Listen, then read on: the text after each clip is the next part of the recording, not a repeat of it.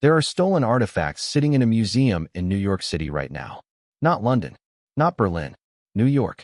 The Metropolitan Museum of Art, one of the most visited museums in the world, funded in part by American taxpayers, visited by American school children on field trips.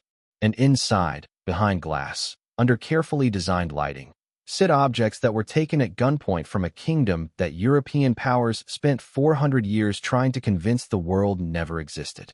This is that kingdom and Apos' story. And this is Wyatt and Apos' your problem too. 1471. Portuguese sailors land on the coast of West Africa, expecting to find primitive villages. What they find destroys their entire worldview. Streets wider than anything in Lisbon. A royal palace that makes European castles look modest. Walls so massive that when modern archaeologists finally measure them in the 1960s, they stretch 4 times the length of the Great Wall of China. An army of over 100,000 soldiers. Bronze artwork so technically advanced that European craftsmen cannot figure out how it was made. This is the Benin Empire. Not a tribe, not a village. An empire. Wealthy, organized, diplomatically sophisticated, and completely in control of its own destiny. And that was a catastrophic problem for Europe. Here is what most history classes never explain about the slave trade. It wasn't Apos' just a business decision. It required a moral framework. For the entire system to function, for Europeans to justify it to themselves, to their churches, to their laws, one thing had to be true. Africans had to be primitive, not quite human, incapable of civilization, closer to animals than to people. They built that lie carefully. They taught it in schools. They preached it from pulpits. They wrote it into law. They funded scientists to prove it with charts and measurements and Latin terminology. And then the Benin Empire just sat there. With its paved streets and its palace and its 100,000 soldiers and its bronze masterpieces, quietly demolishing the entire justification for everything. Because if Africans built this, and they absolutely did, then there is no argument. There is no justification. There is no framework. There is only crime. So Europe made a decision. Not in one meeting, not signed by one person, but systematically, collectively, over generations.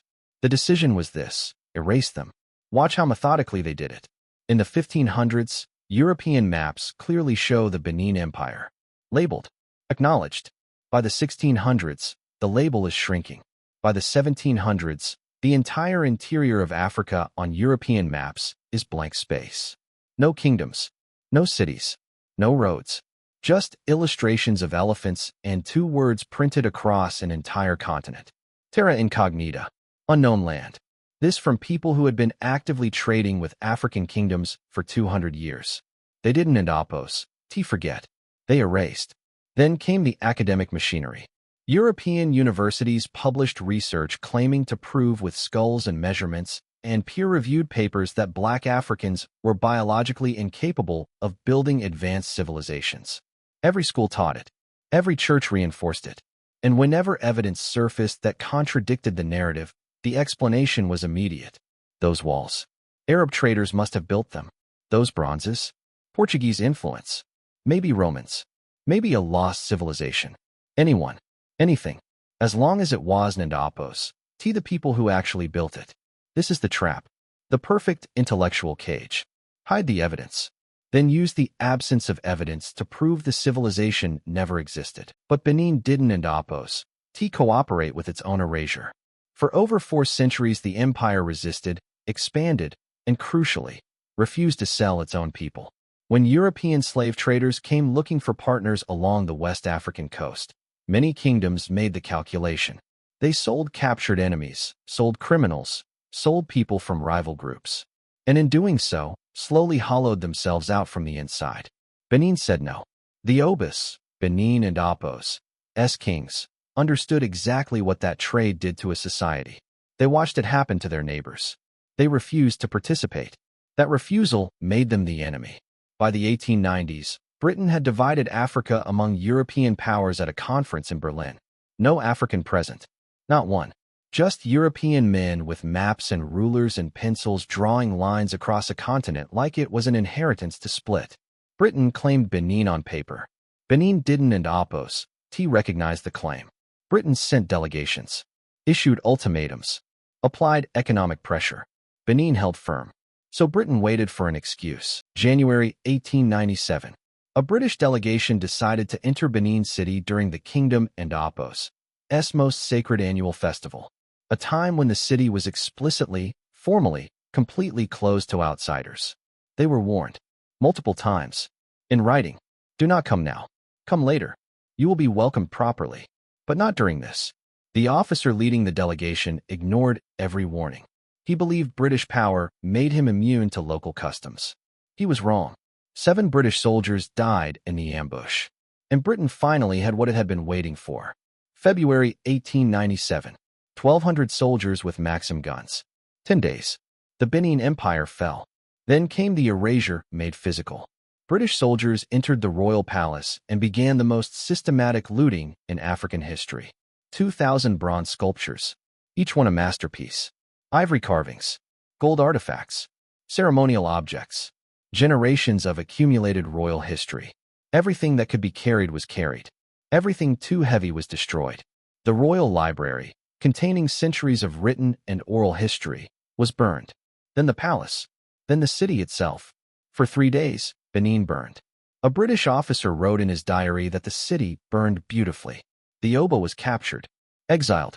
He died 6 years later, separated from his kingdom, his people, everything that made him who he was. When those bronze sculptures arrived in Europe, they created an immediate crisis. Because they were too good, museum curators picked them up and felt something shift. The craftsmanship was too refined. The technical execution was too advanced. The lost wax casting method used to create them was more sophisticated than what European bronze workers were using at the end of the 19th century. This presented a choice: tell the truth or protect the lie. Every major institution chose the lie. The bronzes were labeled primitive art, a term applied despite the obvious mastery on display. They were sold off to museums across Europe and America for almost nothing, and the empire that created them was quietly removed from history books. For decades, it nearly worked. Then science caught up. In the 1960s, archaeologists measured the Benin walls with modern equipment. 16,000 kilometers of earthen fortifications. 4 times the Great Wall of China. Carbon dating confirmed the bronzes were created in the 1300s and 1400s, centuries before meaningful European contact. Metallurgical analysis proved the casting techniques were entirely original, not borrowed, not taught by outsiders. Invented in Benin. Portuguese records sitting untouched in Lisbon archives were rediscovered. They confirmed everything that traders had written about Benin and Apos' sophistication back in 1485. The evidence became overwhelming, and the institutions holding the stolen art made a collective decision. Acknowledge the evidence, and keep the art anyway. This is where you come in, not Britain. You. The Metropolitan Museum of Art in New York holds Benin bronzes. The Smithsonian Institution in Washington, D.C. holds Benin bronzes. The Museum of Fine Arts in Boston holds Benin bronzes. These are American institutions, supported by American tax dollars, visited by millions of Americans every single year. Nigeria has been asking for these objects back for decades. The answer from American institutions has been the same as the answer from British ones. We and Apos, re-preserving them for the world. What that actually means is this. Returning them means admitting they were stolen. Admitting they were stolen means admitting the massacre was a crime. Admitting the massacre was a crime means admitting that the entire colonial system, the system that filled these museums with their most prized collections, was organized theft executed through military violence. And Western institutions, including American ones, have decided that admission is too costly.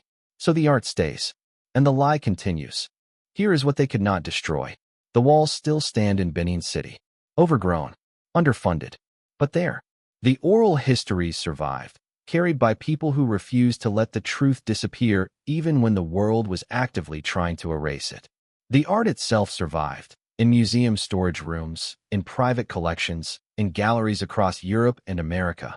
Beautiful and undeniable and impossible to look at without understanding exactly what it represents. They burned the city. They exiled the king. They rewrote the maps. They falsified the science. They kept the art. And they taught your parents, and their parents, and you, that none of this ever happened. When you steal a people and Apos' history you don and oppose. T just take their past. You take their future. Every child who grows up believing their ancestors built nothing has been robbed of something no one has ever apologized for. Every museum displaying these objects without full context is running a cover-up in public. Every history class that skips this story is teaching a curated lie. The Benin bronzes sitting in New York right now are not ancient artifacts preserved for human knowledge.